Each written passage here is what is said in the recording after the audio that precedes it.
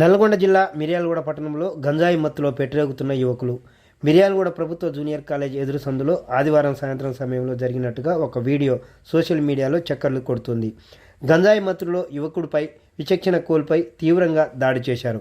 గాంధీనగర్కు చెందిన కొమ్ము గణేష్పై గంజాయి మత్తులో యువకులు కింద పడిపోయిన గణేష్ను చితకబాదిన గంజాయి బ్యాచ్ అస్మారక స్థితిలో ఆసుపత్రిలో చికిత్స పొందుతున్న బాధితుడు అర్ధరాత్రి దాటిన తర్వాత కూడా గ్యాంగులుగా మిర్యాలగూడలో తిరుగుతూ విచ్చలవిడిగా వీరంగం సృష్టిస్తూ హల్చల్ చేస్తున్నట్లుగా సమాచారం.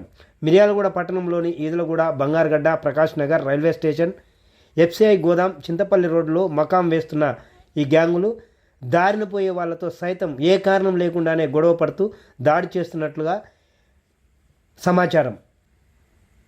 మరి పట్టణంలోని గంజాయి బ్యాచ్ని పోలీసులు పట్టుకోలేకపోతున్నారా? పోలీసులు చేస్తున్న ప్రయత్నం ఫలిస్తలేదా?